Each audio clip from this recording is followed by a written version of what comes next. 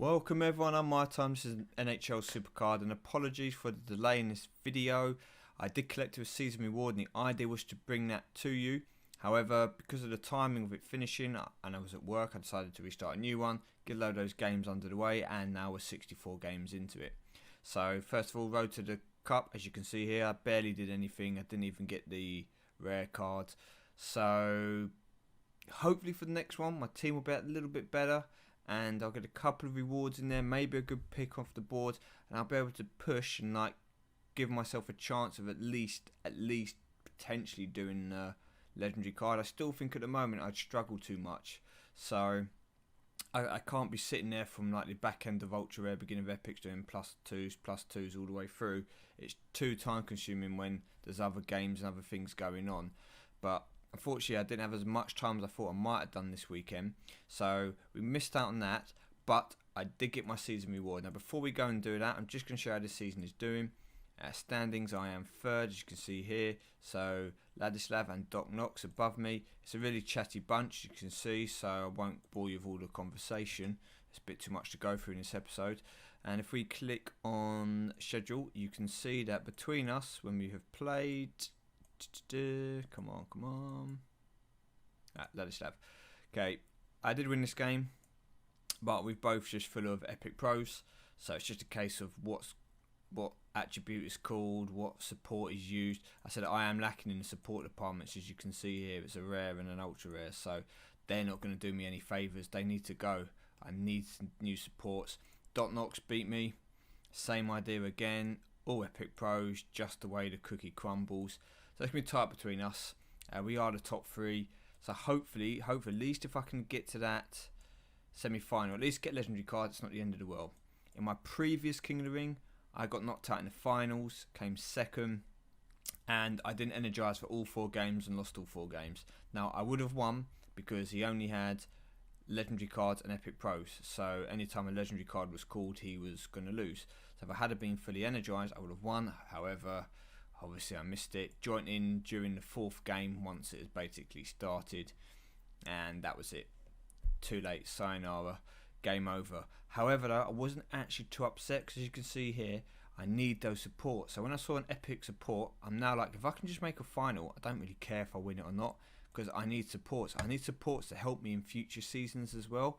And I'll come to my cards and show the support I got before we go on to the rewards. And if we scroll all the way down here, 1 epic support plus 11 playmaking and skating to team.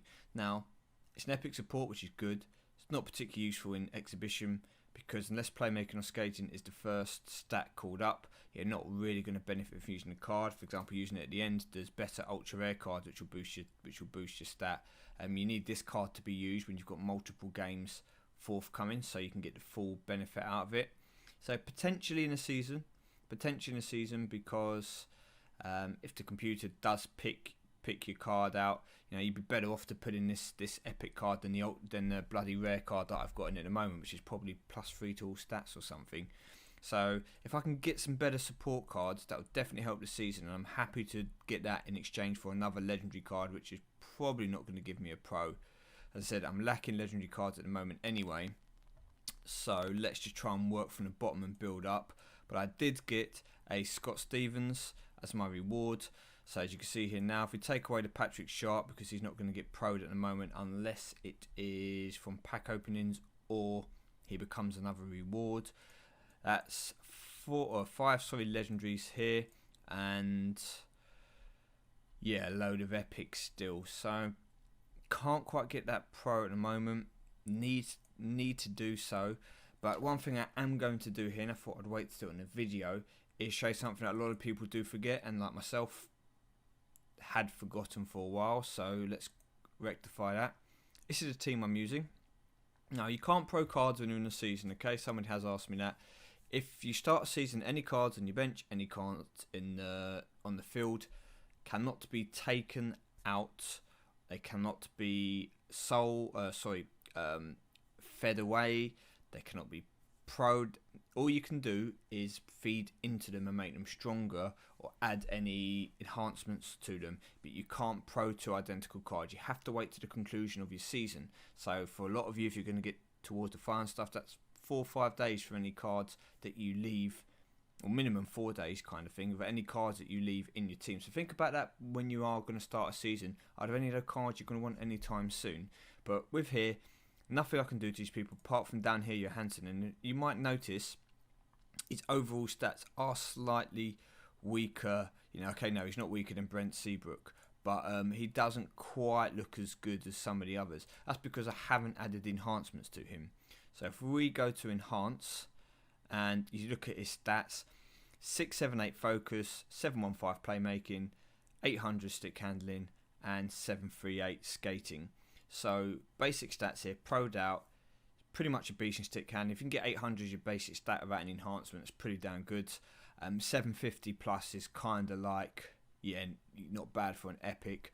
So he's basically a stick handling kind of guy. Once again, it's another person that lacks in focus, so I'm probably not going to worry about improving that.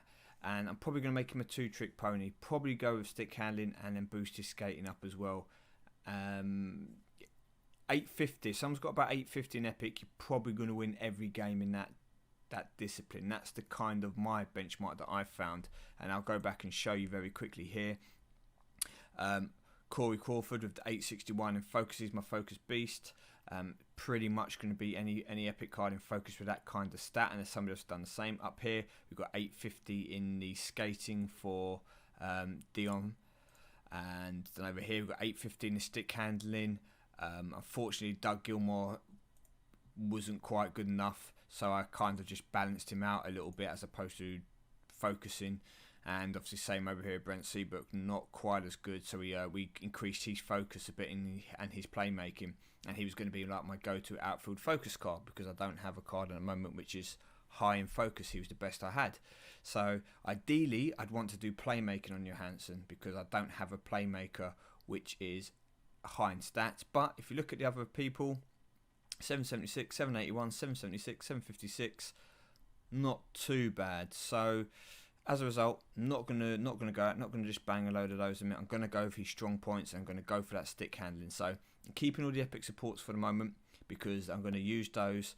Any epics and legendary supports are only gonna go on legendary cards for the moment.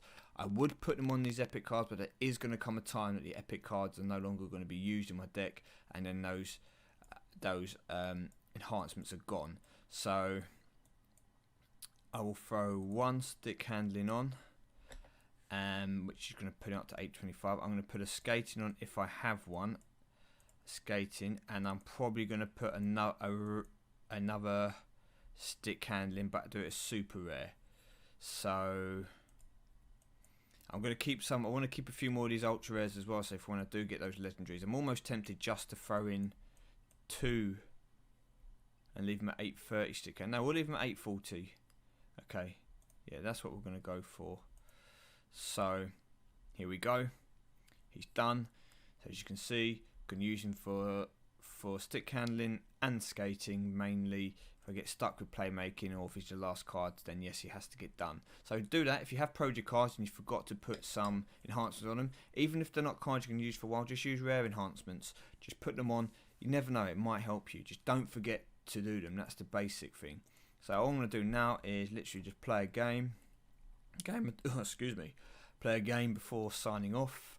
I'm not sure how many games I've played now. I think it's about 5,500. So given the nature of, we'll actually try and go for this win. Given the nature of the game, we've got a rivals clash coming up now as we've just had a road to the cup. So there is no rival. What am I doing here? Sorry. That's quite lucky actually, I wasn't paying any attention. I would have probably done that anyway.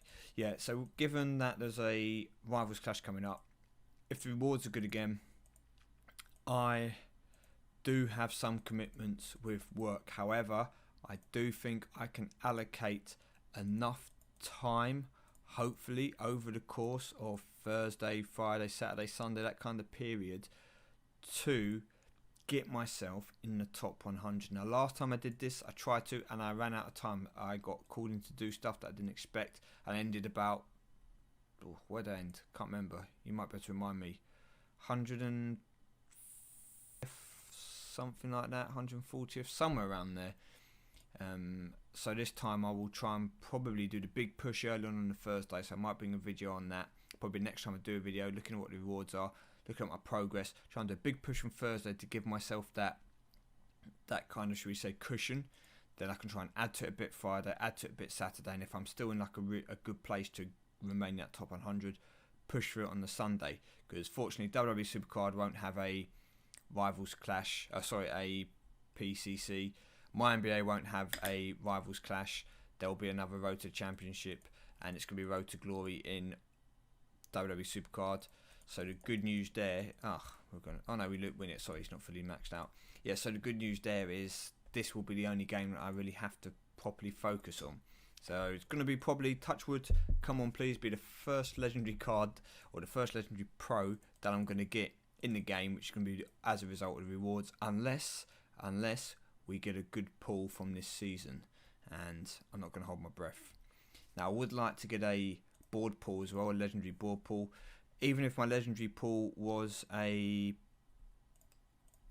a support card, I wouldn't complain.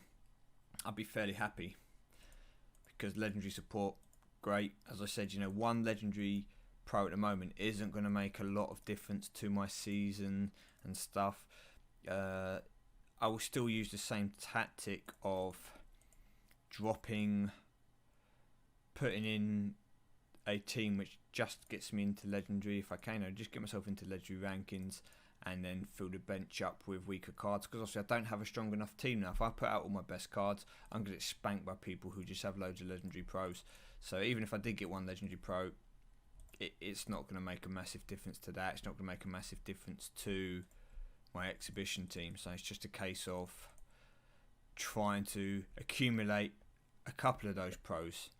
Now obviously it's better in terms of if you get yourself into legendary plus and legendary plus plus, because you increase the chance of you getting a board pull. It takes less time, and that's obviously a good thing. And if I could get myself into legendary plus, then I would probably play some games, I'll be coming up to doing it very soon now anyway, because I must be getting closer towards a pull. I don't think I'm quite there yet. In this kind of situation, just what I'm going to do, I'm going to actually put in a card which is more balanced overall, keep him to the end to go with my Corey Crawford. So I put out there expecting to lose. I thought I might lose, and then I keep two what I call cards which hopefully will definitely guarantee me the win for the last game. But yeah, so we're going to see how that goes. I can't get into legendary plus yet, not without a legendary pro. Even then I'm not even sure if I can still get in it. All I can do is put out a full team of epic pros, and that puts you short. So we definitely need to get that legendary pro to be able to put ourselves up into epic. I'm pretty sure anyway. Let's just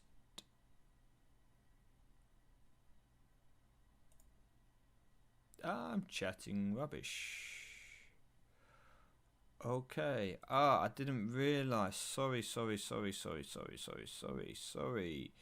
Yeah, this was the team I was running before, isn't it? I remember why I dropped down, to make it easier to win games. Yeah, that's it. Yeah, so I could do something like this. Oops, what am I doing? And I could play matches like this, but the reason why I dropped is because we'll play Argon. Let's see if we can show here. So I just completely forgot the difference that having that common card in there makes. I was going for the wins to try and keep refreshing the board pools rather than being at the top tier, because I didn't have enough cards which were higher ranked that I was losing too many games. Let's see what happens here. So I win this one. Okay. Come on. I win that one. Then we've got a game where I'm probably not going to win, so I'm going to throw it. And because it wasn't one of Corey Crawford's better stats, and then we give ourselves 2 choices for the final match, and it's obviously a no-brainer over here, and hopefully that is a win. Okay, yeah, so that was it. Sorry people, I was playing down because I didn't have the pros at the time. Now I do have enough pros to do it, that I can actually sit here and play the legendary people and give myself a chance. So yeah, probably best to scrap all that talk about me playing in legendary, just because I couldn't get into legendary plus. But yeah, here you go. So when I do get a good stat with Corey Crawford, I put out Brent Seabrook with him. That should be a win most of the time. Focus stick handling again. I'm not going to throw this. I'm going to go for it because I have a stick handling person and I'm going to win. So that doesn't matter. So we'll just go for the whitewash and we will get it. It's okay. I'll be running this team again now that it's all been sorted.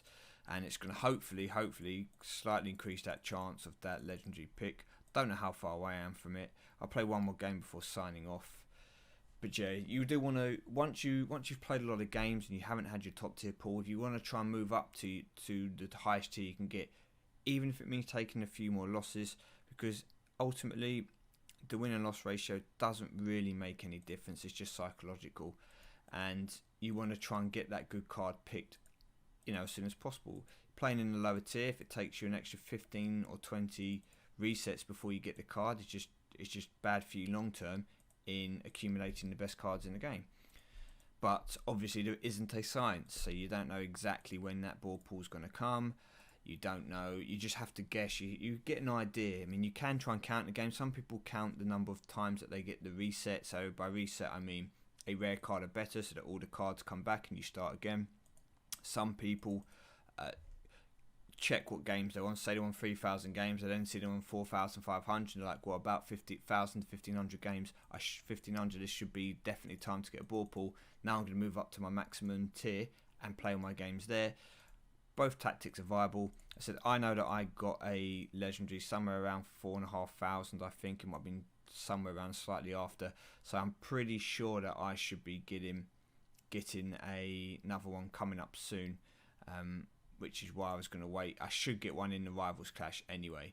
Okay, so I have been MyTyme. Thank you very much for watching. I'm going to end this episode here now. I'll be back out again in a couple of days once the Rivals Clash is here, when we see what the rewards are, and I'll be showing you my progress for me actually trying to make my first appearance in the top 100. Well, actually staying in the top 100, not just getting there for 10 minutes and dropping out. And hopefully also getting my first Legendary Pro. Thank you very much for watching, and I'm going to see you all soon.